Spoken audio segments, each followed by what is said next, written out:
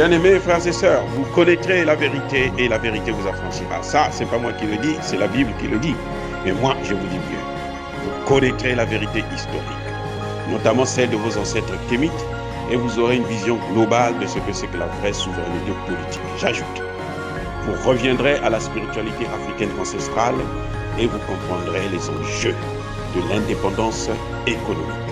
Et pour terminer, vous accepterez votre identité culturelle kémite et vous obtiendrez deux choses. La première, c'est la paix. La seconde, c'est le développement, à une condition. L'unité de toute l'Afrique noire, l'unité de tous les Noirs du monde entier. Otep à tous, bienvenue sur la chaîne des panafricanistes par essence, par conviction et par excellence. Celle des citoyens kémites par nécessité et obligation de combat. Nous sommes une chaîne qui n'est guidée que par nos ancêtres et rien que par les ancêtres qui appartiennent à l'égrégore du monde noir. Par conséquent, nous ne croyons en aucun Dieu venu de l'étranger. Toutefois, cette vidéo n'est aucunement destinée à inciter à la haine ou à la violence, car nous menons un combat qui est d'abord et avant tout spirituel, intellectuel et démocratique. Ensuite, il est politique, géopolitique et géostratégique, contre l'impérialisme, le colonialisme, le néocolonialisme et l'endocolona, qui sont tous qualifiés de crimes contre l'humanité. Nous menons ce combat sur la base du principe fondamental que nous avons hérité de nos ancêtres kémites, qui est celui de la Mahat, c'est-à-dire solidarité, vérité et justice. Vous êtes donc en droit de connaître la vérité et nous avons l'obligation de vous dire la vérité, rien que la vérité, afin que justice soit rendue au continent africain. Et ça, c'est notre modeste contribution dans cette noble lutte en faveur de la souveraineté, la dignité, la solidarité et l'unité africaine. C'est exactement ça que nous appelons le panafricanisme. Bien-aimés frères et sœurs, au Mali, l'imam Dicko réapparaît. L'imam Dicko veut encore faire son cinéma. L'imam Dicko refuse. Il résiste. Il pense qu'il ne faudrait pas qu'il y ait organisation des élections. Il a saisi la justice pour qu'on puisse annuler l'organisation des élections ou que le processus puisse être nul.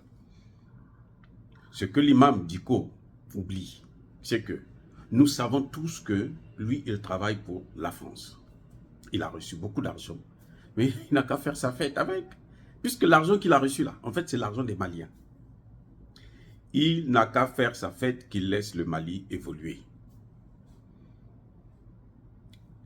C'est vrai que à Kidal, ça va être difficile que les gens puissent voter.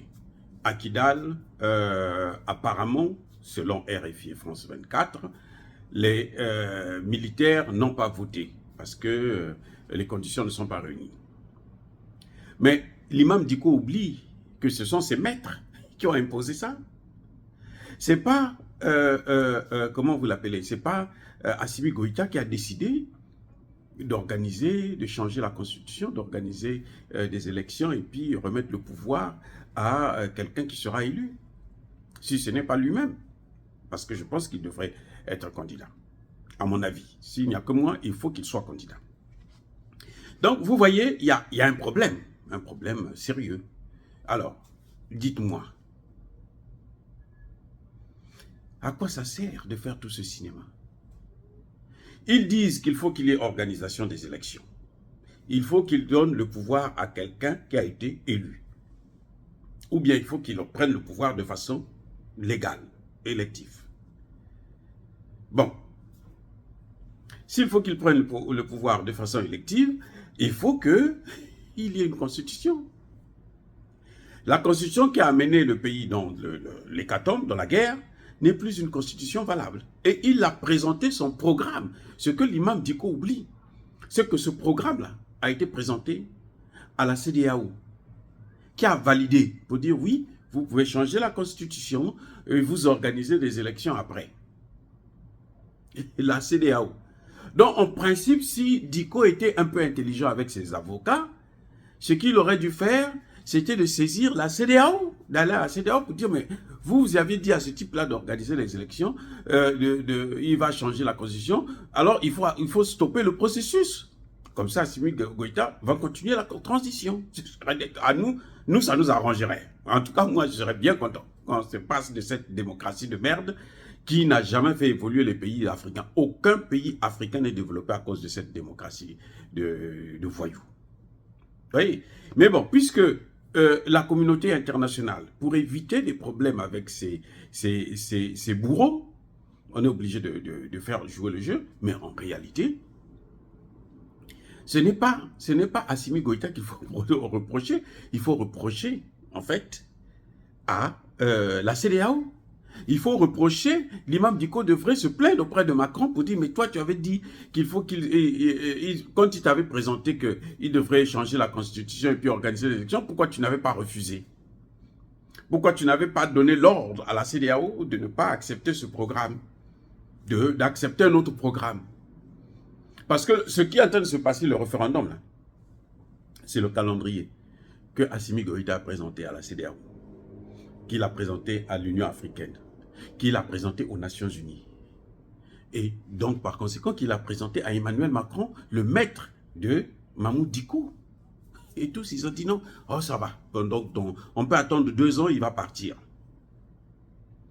Maintenant qu'il est en train de mettre en œuvre le programme qui a été eu, c'est d'ailleurs à cause de ça qu'on avait levé les sanctions. On n'a pas levé les sanctions pour les beaux yeux d'Assimi Goïta, on avait levé les sanctions parce que Assimi Goïta avait présenté ce programme que vous voyez là. Je veux changer la constitution et après avoir changé la constitution, j'organiserai des élections. Donc Mamoud Dicko, au lieu de saisir les autorités, la justice à Bamako, devrait aller voir ses amis de la CEDEAO, ses amis de l'Union africaine et surtout son grand patron Emmanuel Macron qui est en train de s'affoler. Parce que Emmanuel Macron est devenu fou, je dis complètement fou. Il ne sait plus où mettre la tête, puisqu'il est en train de perdre l'Afrique. Parce que c'est le Mali, là, c'est encore rien, hein, ça ne fait que commencer. Je vous ai déjà dit que le Sénégal aussi est en train de partir là. Le Sénégal a fait sa demande pour rentrer dans les BRICS. Donc, pour Emmanuel Macron, c'est, comme on dit en congolais, Kakoudila. C'est-à-dire qu'il ne fera que pleurer. En ce moment, Emmanuel Macron, son plus gros cauchemar, c'est ça. C'est la perte de l'Afrique qui est là en train de s'accélérer. Oui. Mais en fait, pourquoi Mamoud Dicko fait ça? Parce que, vous savez, la constitution, là, si elle est adoptée, écoutez bien, si cette constitution est adoptée au Mali, eh bien, les accords d'Alger, là, sont caducs. La constitution, là, vient enterrer les accords d'Alger. C'est ce que Emmanuel Macron n'avait pas prévu avec la CEDEAO et l'Union africaine. Vous voyez, la CEDEAO et l'Union africaine, ils regardent ça maintenant de loin. Est-ce que vous avez entendu que le Nigeria, là, le représentant de la CEDEAO, celui qui était chargé du dossier du Mali, il est passé au Mali. Il n'est pas venu. Parce que il sait que maintenant, là, il est coincé, il est cuit. Puisque lui, il venait là. C'était pour réaliser les accords d'Alger et qui devraient amener à la partition du Mali. Les accords d'Alger, là, c'était pour diviser le Mali. Donc, comme la constitution va être adoptée, il n'y a plus d'accord d'Alger. Il y a une nouvelle constitution. Ça vient annuler tous les accords. Pour qu'il y ait encore accord là, cette fois-ci, il faut attendre le président élu et il faut que ça passe devant l'Assemblée. Ça n'ira plus en Algérie. Parce que là même, l'Algérie avait joué le mauvais jeu. L'Algérie que nous aimons bien, là, dans ce dossier-là, elle avait joué le mauvais jeu. Est-ce que c'était volontaire? Est-ce que c'est par ignorance? Je n'en sais rien. Mais en tout cas, l'Algérie ne devait pas accepter qu'on puisse signer de tels accords. Donc voilà, M. Mamoud Dicko peut aller à la mosquée, prier. Peut-être que ça devait changer. Mais je pense que quelqu'un qui prie, qui est corrompu comme M. Mamoud Dicko, même s'il prie là, si vraiment Allah là, existe là, il ne va pas l'écouter.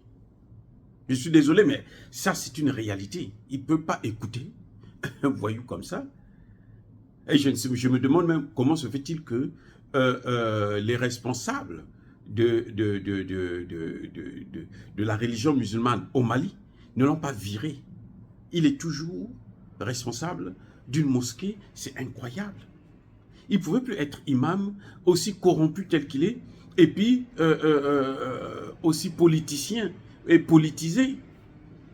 Avant, il disait que c'était parce que la Constitution ne tenait pas compte du fait que la très grande majorité des Maliens, ce sont des musulmans. Maintenant, il dit qu'Assimi Goïta n'a pas le droit. Mais Assimi Goïta a tout le droit de changer la Constitution puisque il avait présenté ça. C'est ce qui a fait qu'on puisse lever les sanctions. Que Mahmoud Dicko avait soutenu d'ailleurs. Parce que pour lui, il fallait que les Maliens souffrent et les Maliens meurent et puis Assimi Goïta puisse partir.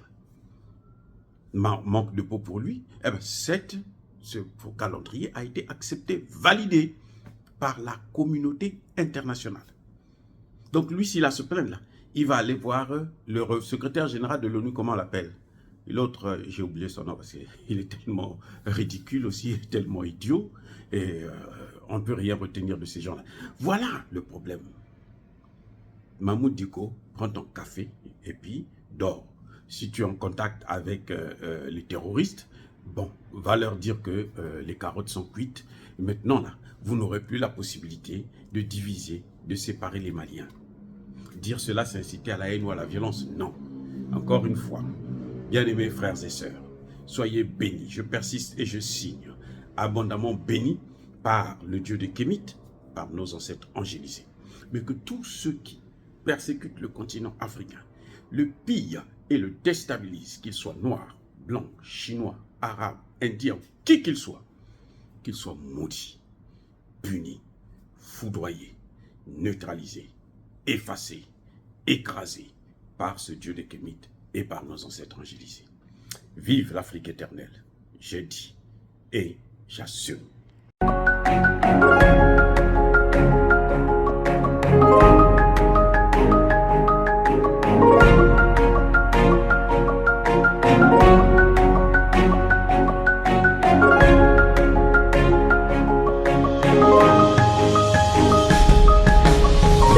Eux, ils marchent par la foi et non par la vue. Mais moi, je vous conseille vivement de marcher par la connaissance scientifique et historique, notamment celle de nos ancêtres kémites, par les 5 sens et par l'intelligence. Abou Abia.